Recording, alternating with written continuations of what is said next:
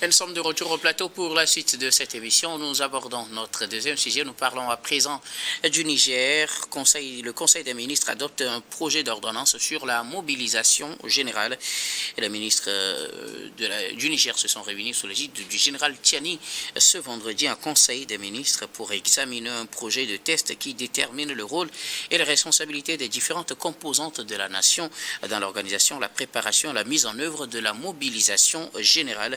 Il s'agit d'une mobilisation générale pour la défense de la patrie et ce Conseil des ministres a adopté ce texte qui fixe les modalités d'organisation et les obligations pour les citoyens en cas de réquisition. C'est que le Niger est en guerre contre le terrorisme, le pays est en alerte, comme ils le disent généralement, et mène des actions contre les terroristes, mais à l'instar de ses voisins, surtout du Burkina, le Niger est sur la voie d'adopter une loi de mobilisation générale, une loi qui, au Burkina, avait suscité beaucoup de réactions au regard des conditions de son application au Niger. C'est le Conseil des ministres qui vote d'abord ce projet de loi avant qu'il ne passe devant l'Assemblée. Nous en parlons avec nos invités.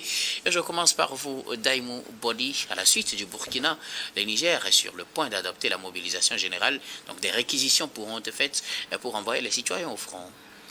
Oui, à la suite du Burkina, mais malheureusement, contrairement aussi au Burkina, parce que le contexte burkinabé est un peu différent du contexte du Niger. Vous savez, au Burkina, quand ils devaient lancer la mobilisation générale, il y a quand même une adhésion d'une franche partie de la population à cette mobilisation générale, contrairement au Niger, où tout de même on sent une scission au sein de l'opinion publique. Donc je pense que le gouvernement aurait pu, ou bien en tout cas ce n'est pas encore trop tard, doit travailler sur l'opinion publique avant de pouvoir aboutir à cette loi. Il faut que la population puisse véritablement adhérer à cette mobilisation générale. Sur la question, quelle est la différence entre la perception de la population burkinabé et la perception de la population nigérienne?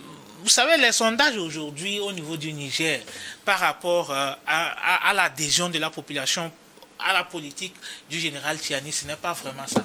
Par rapport à la façon dont les Burkinabés aujourd'hui se mobilisent comme un seul homme derrière le président Ibrahim Traoré, quand on voit il lance Faso Mebo, où tout le monde est vraiment mobilisé derrière ce projet, on comprend quand même que le Burkina a réussi. Je ne dis pas qu'au niveau du Niger c'est trop tard, mais je pense qu'ils doivent véritablement travailler l'opinion publique pour que tout le monde puisse adhérer à cette vision. Maintenant, nous savons que cette mobilisation générale a assez de répercussions. Bon, malheureusement, on dit quand on est en guerre, il faut quand même faire des sacrifices. Donc je pense que la population du Niger fera assez de sacrifices. Mais néanmoins, tant que les gens n'adhèrent pas à cette vision, il y aura quand même des grincements dedans. Vous savez, les gens n'acceptent pas comme brime à leur liberté fondamentale. Or, cette mobilisation générale va amener à des réquisitions, va amener quand même à la privation de certaines libertés des gens. Les gens seront obligés parfois de faire du service militaire obligatoire et tout cela. Et donc, quand les gens le font par volonté, par adhésion, par amour pour la patrie, c'est beaucoup plus intéressant et la réussite est garantie. Mais quand les gens le feront beaucoup plus par force, je pense qu'il y aura quand même assez de soucis. Il se pourrait même qu'il y ait des soulèvements. Cette mobilisation, vraiment, je pense pour moi, que ce n'est pas vraiment le moment. Le Niger, ou bien les autorités du Niger doivent véritablement retravailler l'opinion publique. Ils doivent aujourd'hui amener la population à accepter, à adhérer à cette mobilisation générale et elle pourrait être un succès. Louis Kamako, le ministre nigérien prépare cette mobilisation générale. Ils ont adopté ce projet de loi en Conseil des ministres ce vendredi. Il s'agira donc de faire des réquisitions. Les conditions de ces réquisitions sont étudiées par les ministres pour permettre aux Nigériens ou permettre à l'État de faire des réquisitions et d'envoyer des Nigériens sur le front. Le pays est en lutte contre le terrorisme depuis plusieurs années et à l'instar du Burkina, on pourrait assister à cette loi de mobilisation générale au Niger. Oui, jusque-là, on est à l'étape d'annonce. La première étape. Oui, on est à l'étape de l'annonce et tu l'as dit. Est-ce l'annonce ou plutôt la mise en œuvre? Non, pas encore la mise en œuvre. C'est une annonce. Du cadre. Oui, le cadre, il est créé. C'est comme peut-être un poisson qu'on a jeté dans la mare. En fait, c'est une pierre qu'on a jetée dans la mare pour voir le nombre de poissons que ça pourrait faire bousculer.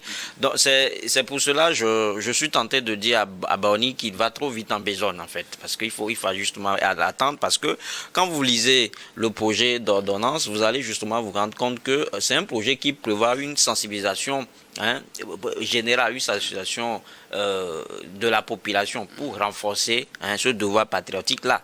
C'est pour ça que je dis qu'on est à l'étape d'annonce. On va aller étape par étape. L'annonce a été faite, le gouvernement va descendre justement. Mais est-ce qu'on peut dire qu'on est à l'étape d'annonce quand il y a déjà une ordonnance, un projet d'ordonnance qui est déjà étudié en Conseil des ministres? Un projet d'ordonnance, non mais tu sais qu'après il faut que cela soit promulgué. Il faut que ça soit, il faut attendre 10 ou 15 jours pour que cela soit promulgué. Jusque-là, ce n'est pas encore fait. Est-ce suffisant pour préparer? Non, mais je pense que dans 10 jours, dans 15 jours, beaucoup de choses peuvent passer. Des gens peuvent donner leur avis comme Bognou l'a dit tout à l'heure. S'ils ne sont pas d'accord, je ne vois pas pourquoi est-ce que les autorités nigérianes ne vont pas retirer ce projet. Parce qu'après tout, il faut que ça ait l'adhésion populaire. Il faut que ça ait l'adhésion de toute la population nigérienne. Parce que c'est auprès d'eux que la mobilisation sera faite. Donc, si ils ne sont pas d'accord, si les Nigériens ne sont pas d'accord, je pense que le projet, il est mal parti. Donc, mais c'est pour vous dire qu'on n'est pas en face d'un régime qui se met dans la dictature. On n'est pas en fait en face d'un régime qui veut à tout prix réquisitionner les biens. Mais nous sommes en face. Et si c'était le cas, quelle aurait été la procédure? Pardon? Si c'était un régime qui voulait imposer la réquisition, quelle aurait été la procédure? Non, mais la conséquence, on la connaît. Il y a une population aujourd'hui qui est vent debout contre Je parle de la procédure. Est-ce qu'elle aurait procédé autrement que ça? Procéder autrement, c'est justement chercher à avoir l'adhésion de la population. C'est de ça que je parle. Et je pense que jusque-là, si cette tasse-là n'est pas encore brûlée, parce que je disais tout à l'heure que dans ce projet-là, il y aura une descente sur le terrain. On va justement sensibiliser la population pour leur inculquer les valeurs du devoir patriotique. C'est de ça qu'il est question. Maintenant, si cela n'est pas fait, je crois que ça pourrait déboucher sur une nouvelle crise, comme Daïnon l'a dit tout à l'heure. Les autorités, déjà, je pense qu'elles en sont conscientes de la situation. Mais ce que je veux dire, c'est que là, nous sommes en face d'un régime qui, justement, veut user de tous les moyens institutionnels ou conventionnels pour lutter efficacement contre les attaques terroristes. Parce que vous l'avez si bien dit que c'est un projet d'ordonnance qui vise à renforcer la capacité de l'État face aux attaques terroristes. Et donc, le général Tiani a justement pris le pouvoir parce qu'à un moment donné, Bazoum se trouvait incompétent, en fait, entre guillemets, face aux terroristes, face aux attaques terroristes. Et souvenez-vous, même que le président déchu même avait reconnu que les terroristes ou bien les groupes rebelles disposent des moyens plus que tout un État. Et donc, quand vous avez déjà écouté ce genre de discours-là, vous n'avez pas droit à l'erreur. Vous devez justement apprendre des erreurs de votre prédécesseur. Je pense qu'aujourd'hui, Tiani est dans cette logique-là. Et moi, je fais toujours partie de ceux-là qui vous disent que dans un État, vous allez voir des individus qui sont parfois plus riches que l'État même. Donc, à un moment donné, face à des sujets aussi essentiels, face à des sujets d'intérêt général, il va falloir justement aller vers ces individus-là, leur retirer un peu pour la sauvegarde de la patrie. C'est de ça qu'il est question. Donc, je pense que... Oui, sur le plan économique, ça passe. Mais sur le plan sécuritaire... Mais c'est-à-dire qu'aucune activité ne prospère dans l'insécurité. S'il n'y a pas la sécurité, l'économie ne peut pas prospérer. Donc, il va falloir que les Guinéens ou bien les Nigériens vivent paisiblement chez eux, qu'il y ait la paix, qu'il y ait plus des armes qui crépitent un peu partout, qu'il n'y ait plus des attaques terroristes pour que l'économie que l'économie arrive à fleurir. Donc, je crois que c'est un sujet qui est la sécurité et l'économie sur ce plan-là sont extrêmement liés. Donc, il va falloir justement aller vers ces sociétés-là ou bien ces individus-là qui sont, je disais, qui sont d'ailleurs plus riches que l'État. On ne va pas avoir de l'argent et vouloir justement se permettre des luxes qui n'en valent pas la peine. Donc, il s'agit là, en fait, d'amener les Guinéens ou bien les Nigériens à faire parler leur fibre patriotique. Donc, moi, je pense que c'est un projet qui, naturellement, devait recueillir l'avis ou bien l'assentiment de tous ceux-là qui se disent patriotes. Merci beaucoup. Alors, Daïmou Boli, c'est vrai, pour vous, la procédure telle qu'elle est enclenchée risque de se heurter au refus des populations, mais aussi, est-ce qu'il ne faut pas voir le bien fondé d'une telle mesure? Parce que le Niger, comme on le dit, fait face au terrorisme depuis plusieurs années. Disons qu'ils ont essayé à la plupart des méthodes, coup d'État par-ci, renforcement des capacités militaires par-là, création d'une confédération avec les voisins, mutualisation des forces pour combattre le terrorisme. Mais si tout ça ne donne pas des résultats, est-ce qu'il ne faut pas mettre les concitoyens à contribution? Est-ce que les Nigériens ne peuvent pas comprendre ça et se dire, si on veut que le Niger vive, parfois il faudrait se sacrifier? Oui, il faudrait se sacrifier, c'est leur pays et c'est un devoir. Mais je pense qu'il faut, comme je le dis toujours, il faut qu'on puisse faire cette culture de patriotisme au sein de la population avant d'en arriver là. Vous savez, on ne parle pas d'avant-projet de loi ou de projet de loi. Ici, il parle de projet d'ordonnance. Et donc, ils veulent légiférer par voie réglementaire. Ouais. C'est-à-dire que le gouvernement ne passe plus par l'Assemblée. Vous avez dit, vous n'avez pas dit il doit. Il veut. Oui, il veut. Il ne peut pas le faire. S'il ne veut pas le faire, il allait passer par un avant-projet de loi. Ici, il est sur un projet d'ordonnance. Ouais. Et quand on parle d'un projet d'ordonnance... Je pense que c'est justement pour susciter ce genre de débat que nous sommes en train de faire que le projet a été fait. C'est-à-dire que pour avoir l'avis, que ça pourrait... Est-ce qu'on part à un conseil des ministres pour avoir l'avis des citoyens? Pour un projet d'ordonnance, on n'a pas besoin d'avis des citoyens. On aurait pu juste prendre un décret. Et ça commence par là. Est-ce que vous le savez, non? On aurait pu juste prendre un décret. C'est pas légal. Non, mais qu'est-ce que pour une mobilisation générale, soit il le passe par une loi, soit il passe par... il légifère par voie réglementaire. En réalité, pour une mobilisation générale, ça devrait être une loi. Mais dans des conditions d'urgence, l'Assemblée nationale peut autoriser le gouvernement à légiférer, c'est-à-dire à prendre des décisions qui font force de loi par voie réglementaire. Avec effet immédiat, bien évidemment. Avec effet immédiat. Là, ce n'est pas le cas ici. C'est ce qu'ils veulent faire. Non, je ne pense pas. Ils font un avant-projet d'ordonnance. Ils l'étudient. Ça a déjà été adopté d'ailleurs. Ça va être adopté. Après, la Cour constitutionnelle va vérifier si ce n'est pas anticonstitutionnel. Et après, ça devient loi. Vous voyez tout ce cheminement-là qui reste encore à faire. Et donc, vous pensez que... Le problème, je pense qu'on tient deux bouts différents du même problème. Côté légal, je pense que c'est la démarche normale. Bon, c'est l'une des procédures normales qu'on pourrait suivre côté légal. Vraiment légitime.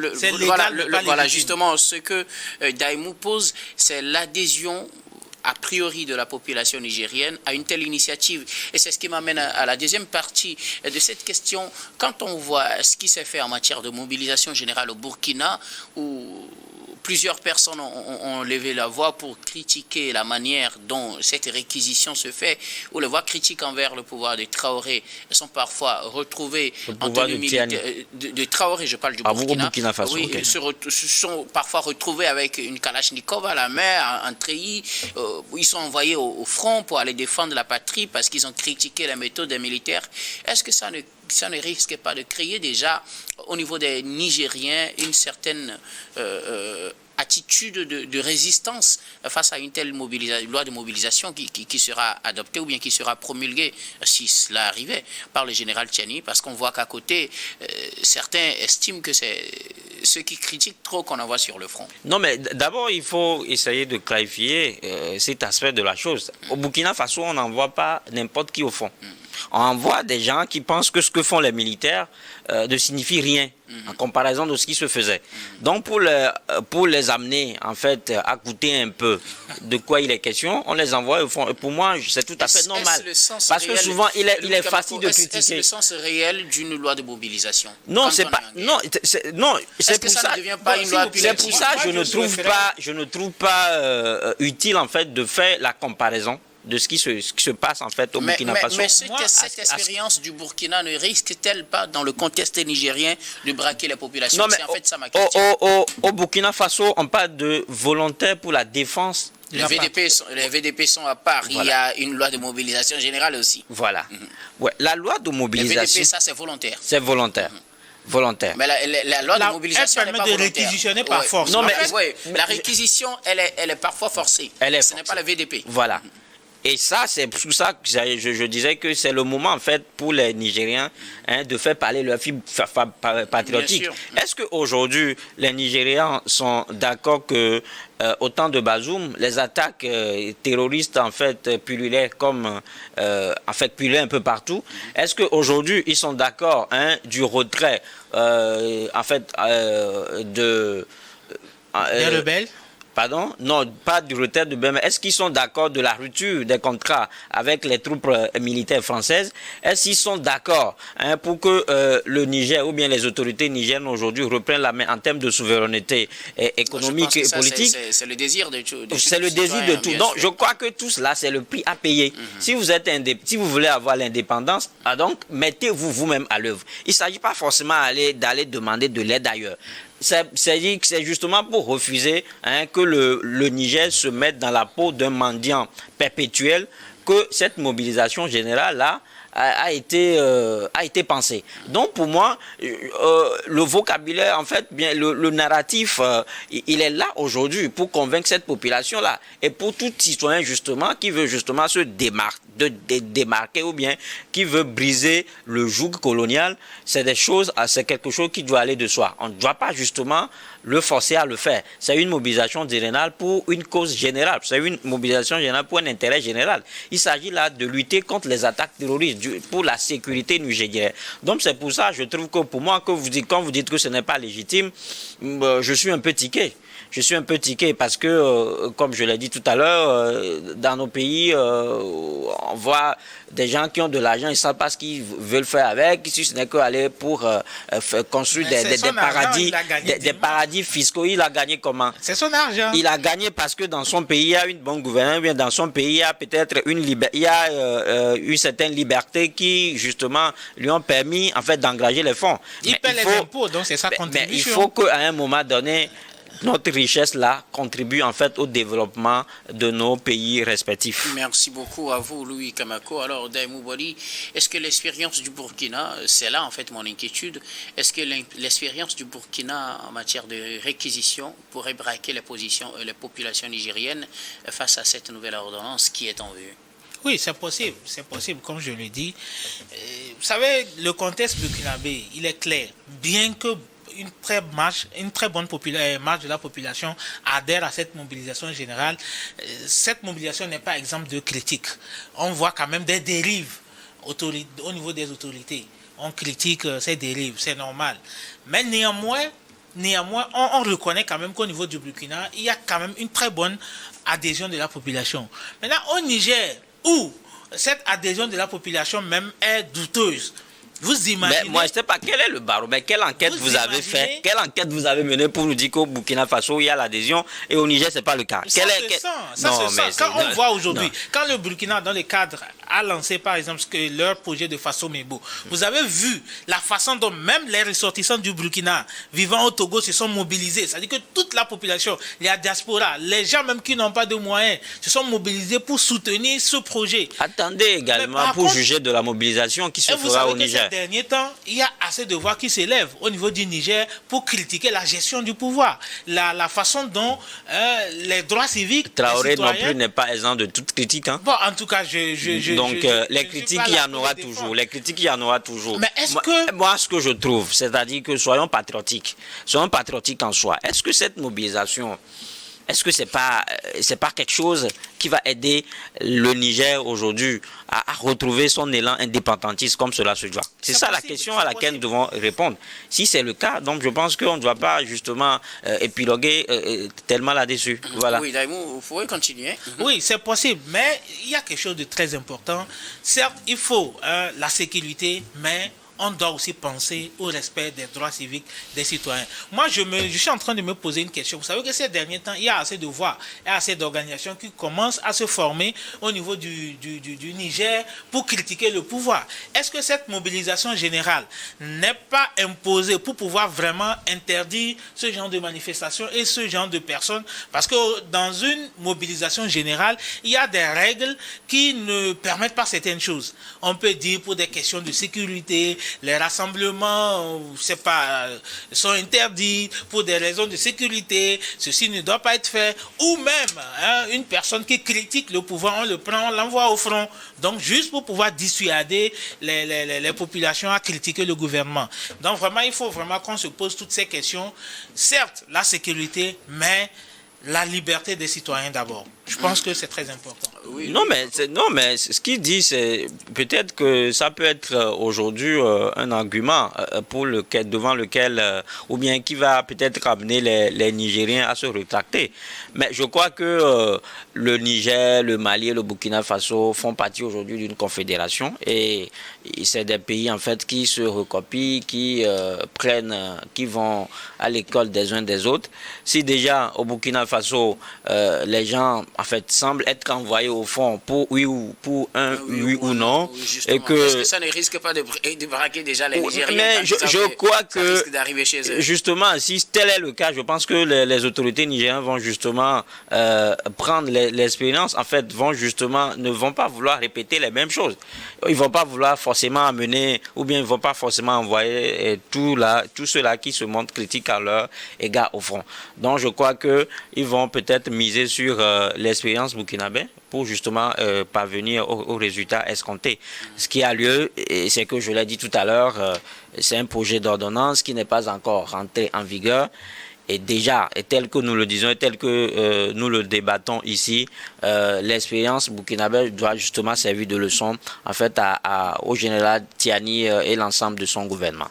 Merci beaucoup à vous tous pour vos contributions. Nous allons marquer la pause pour le journal, puis on reviendra tout à l'heure pour la suite de cette émission. Mais bien avant, vous allez suivre bien sûr les discours du président du Conseil à partir de 20h sur Nouveau Info.